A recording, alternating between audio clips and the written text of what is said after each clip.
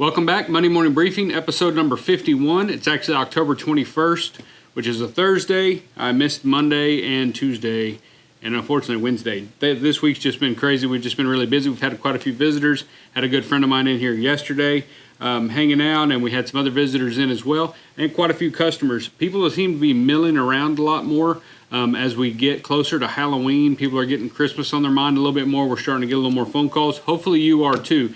I talked to another craftsman here recently that said he's pretty well almost about to shut his book. So that's good. That's a good sign. Everybody wants to be full on orders and stuff for the Christmas season early so that we can get all those projects done in time. But we're getting really excited about Halloween. In Moulton, they usually do a trunk or treat. So Halloween, which is unfortunately on a Sunday, which is not going to be super great for the kids because they're going to be cranky the next morning. They're going to be up all night eating candy and hungover from sugar, and then get up early the next morning and have to go to school. But we will be open. We're going to have, like I said, a little trunk or treat thing goes on downtown. So there'll be a lot of people out here. We'll be handing out candy at the shop, and so it's going to be pretty neat. It was a fun time last year. It was our first time to be here for Halloween here in Moulton, and it was pretty cool. There's actually a lot of people that come to town and do some trick-or-treating and all that, and it's nice because it's all in downtown. You don't really have to meander around the entire town in the dark, so that's kind of cool. I want to thank everybody that took part of the sale last week. We ran a little sale there for a couple of days, and we got a lot of great feedback on that, and everybody seemed to really enjoy it, so I want to thank you all very, very much for that. We did get our dies in for the pancake knife sheaths. I told you I was doing that. We did get those dies in, and I cut out a bunch of those out of just all the different leather that we have laying around. I went ahead and cut out a whole bunch of them. I did cut a bunch of them first, and I made us some. If you follow us on Instagram, you've probably seen that. We made some floral pancake sheaths and some basket stamp ones. All of these for this pattern or for this die is made to fit a case trapper. I'm already thinking I'm going to go ahead and have the die set made too for the I-brand size knife. It's a little bit bigger knife, or also it'll fit a sod buster, which we do sell some of the sod busters in the case brand. We don't sell any I-brand knives, but a lot of cowboys like carrying those I-brand knives. So those won't fit in here, and so we sure might go ahead and make a die for that one as well. But for right now, I do have the dies in for the case trapper pancake knife sheath. So if you've been wanting to make some of those and you don't like cutting these things out by hand, we will have those on the website here pretty quick. Hopefully this weekend I'll get them on the website. If you're on the newsletter, we're going to have a newsletter coming out this weekend. So if you're not on the newsletter, be sure and sign up for that. But if you're already on the newsletter, don't worry. We'll send you a newsletter and let you know when they're on the website. And they will just have a placeholder on our normal material pack page. So if you've been frequenting the cut bench page, that's kind of where we keep the oddball stuff. Just the ones and twos, different little things that I might cut out or have an extra one or two of something or whatever, we'll put them on there. And that's a really good page to check out every week. I haven't put anything on there this week just because we've been kind of getting the store organized and decorated and stuff like that. I'm going to show you some of our decorations that we did out there for our fall decoration that Claudia put together for us and stuff. But anyway, we'll go ahead and get these knife sheath material packs on the website. I'm going to do them like I do the fold over knife sheaths, which is a 3-pack and a 6-pack. I think they're going to be economical enough. You might as well get 3 of them. Build you 3 knife sheaths. Have fun with it. See what you think. I would suggest that if you have a little extra time in your schedule or something, make up a few extra of these for Christmas time, because people are always looking for that last minute stocking stuffer or something like that. And pancake knife sheaths, or even the fold over knife sheaths, those things work really well. People will buy those. You can tool them up, paint them up, buck stitch them. You can do whatever you want. You can also buck stitch these. People just like knife sheaths, so those sell really well. But I'm excited about that die because it really works well. I got the front and the back, so I cut both those pieces. Like I said in the last video, it's not going to punch the slot here, so you're going to have to do that. And I would advise getting a 2-inch bag punch or a 2-inch slot punch to punch that out. It's a lot easier. It'll save you a lot of time. It looks a lot cleaner. You don't have to fiddle with punching 2 holes and cutting in between them. But you can do that too if you need to. It'll work either way. But we'll get those on there. I also got some more goatskin from Celoid today, and I'm really excited about that. We sold out of a lot of the colors of the bifold wallets, and I cut up a bunch more before the sale last week, and a lot of those sold. We've got a few left. If you get on there, there's still a few on there, but this weekend I'm going to be getting this goatskin cut up and go ahead and get those restocked on the website as well. Try to keep those stocked up. I'm trying to keep you stocked up as much as possible on the items that you're used to buying from us. If you're trying to make those items for Christmas, like bifold wallets or money clip wallets or knife sheaths or even belts. The belts, I'm still out of liner, but I do have a shipment coming in hopefully right before Thanksgiving. They're working really hard to get us our leather order before Thanksgiving, and that way we can get the belt material packs all full on the website so that you can get some belt packs early enough before Christmas so that you can get your orders done. If you've got some that you've got to ship kind of 1st of December, then you might want to go ahead and try to source that from somebody else right now, because right now I don't have anything but material for bodies, and we are putting some of those on there as I cut some more, but I just don't have the 3/4, unfortunately. So not a big deal, but hopefully by Thanksgiving or right before Thanksgiving we'll have that, and for maybe a potential Black Friday sale that may be happening at that time as well. Some of the stuff that we've been working on this week in the shop has just been trying to get, like I said, trying to get the store all organized. Claudia's been folding t-shirts. We got all the t-shirts restocked on the website and that kind of deal, so she's going through that. But I've been trying to work on saddles. We got that saddle done last week, and showed you some of that. But I went ahead and got these next two going, and I want to show you a little bit of what I got done today. I kind of show you what we did as far as that goes, and then I want to show you Claudia's new shipping station over here. All right, so this saddle here is one of I just put a ground seat in this one yesterday, and this gentleman here, I build him a saddle every year, at least one every year, and he really likes a little smaller horn cap than what we normally put. This is the size that we would normally put on our ropers, which I use a 2 1/8 inch cap, so 2 1/8 inch in diameter is what I use. It's what I order. This gentleman here likes the 1 3/4 inch, that's the diameter of this is 1 3/4 inch. So all we do is sand it down, and then I'll re-fiberglass that just so it's fiberglass. I don't really even think it needed to be fiberglassed. Ray Lewis does a great job on glassing these horns, so even with me making it smaller, and he puts a couple rivets in there, and so I don't think it's going anywhere, but I go ahead and re-glass it just to be safe. But we went ahead and narrowed that up a little bit for him, and so we'll be ready to put a horn on. But that's my normal process: do the ground seat first, and then we'll do the horn cover, and then we'll hang riggings and kind of move forward through there.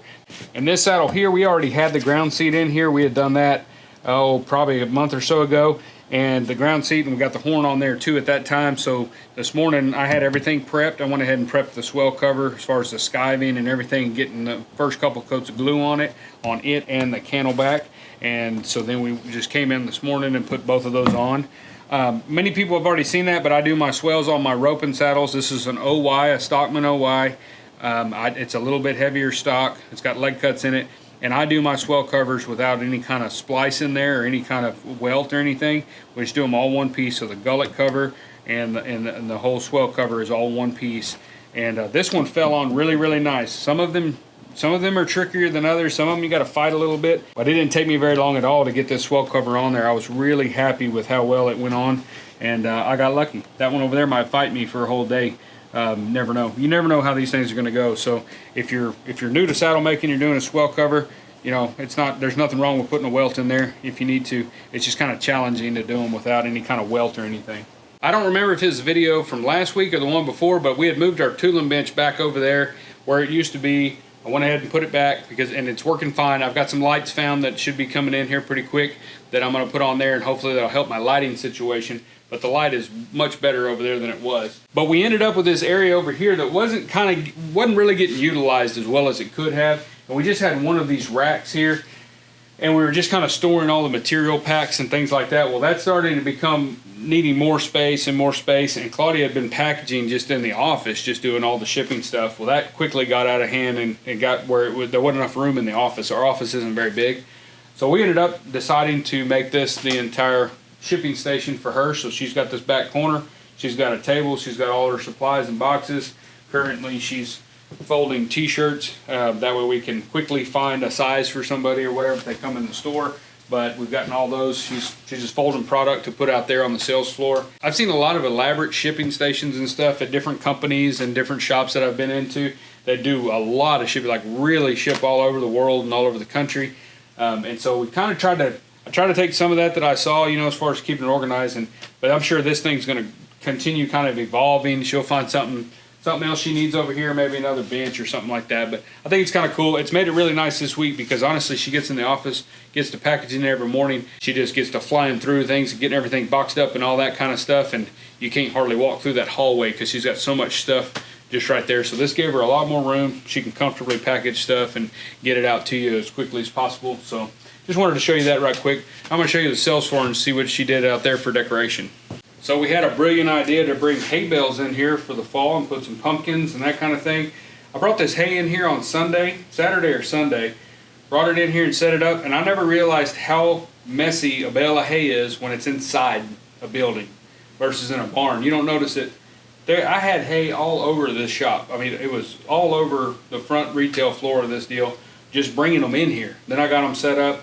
And I try to sweep every morning, but it's kind of futile because the dog gets in here and he just rubs up against it, or if you touch it when you're walking by, hay gets everywhere. So, but it's all for fun, so I'm just kind of letting it go. But I did not realize how messy hay was till, like I said, bring a bale in your house and see how much hay gets everywhere. You don't really notice it, but this is what we kind of came up with, just a little stack of hay. We ended up putting our steer head for the shop. We went and stuck it there, and she kind of decorated for fall, but this is where our Christmas tree will go for the Christmas season. So I'm getting excited about that. We're kind of debating right now between her and I on when the Christmas tree is going up. Many of y'all have commented that it's way too early for Christmas tree, but I'm kind of in retail, so I kind of feel like we need a Christmas tree up. You've been to Hobby Lobby, they already have theirs up. So we're gonna go ahead and wait though. I'll probably wait till sometime around Thanksgiving. We'll take the fall decorations down and then do the Christmas tree, just so everybody will not freak out and get all mad at me because I put my tree up too early. But this is where the tree's going to go this year. Last year we had it in front of that window, but this year we're going to put it in the middle, and we've got some cowhide rugs that we're going to put down and stuff like that. So I think it's going to be pretty cool. But I'm pretty happy with what she did. She ended up utilizing that old junky saddle that we had in the last video as well, so that's kind of cool up there. But we kind of rearranged the entire retail floor, and I kind of opened it up a little bit more and moved some stuff around, so I think it looks kind of fresh and clean in here for the fall. So we're excited. That's really all I got for you today, but what I'm going to do real quick, since we got this here, is I'm going to go ahead and open up this box and show you kind of some of the skins I got from Seloy for our goat skins for the bifold material packs. Seloy does a great job of packaging his product when he sends it to you. Doesn't use too big of a box, which is just goat skins, so they're pretty small. But you got to be real careful when you're opening these boxes so that you don't cut through there and get into your skins, because I got quite a few in here. I can't remember how many we ordered.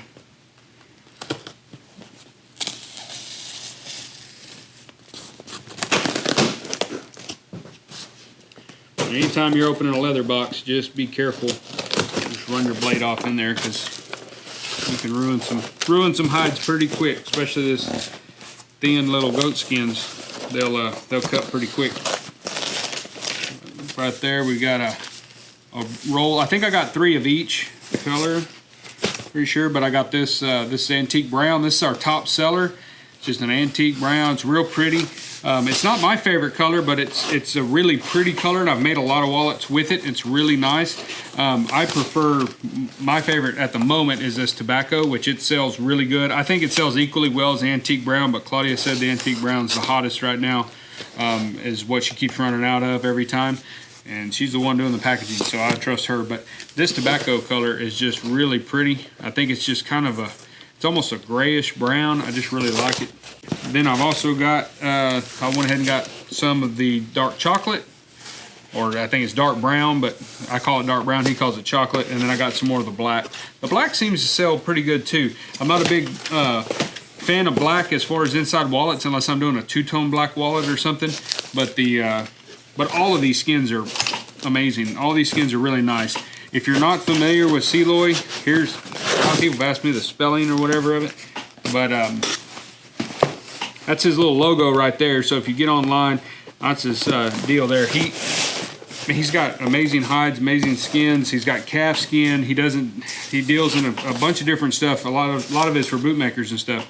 But the goat skin, if you're looking for something really reasonable for those wallets and you want to buy a bunch and cut it up yourself or whatever, give him a shout. He's really good. But I'm excited to get into cutting up those skins there for those wallets. But I appreciate you guys watching. Sorry the video was late this week. We'll try to do better next week. And we got some other videos we're working on too, those little short short kind of tip videos and stuff. I've had a bunch of emails, people saying thank you for the edger video in particular. That one seemed really popular. A lot of people didn't really know that about the edgers, about what size and how you determine what size to use. So I'm glad that was useful. I didn't really know it. I kind of knew it, but I wasn't told like the specifics until later on in my career. And then once you kind of learn that, you're like, well, it makes sense. But you don't really think about it. You just kind of use the edger you have. But hopefully that helped you. A lot of people have asked about what happened to Lost Trade. We're still there. We're still interviewing. I've got some that we've already done. We've recorded. Those guys they're sitting in the pipeline.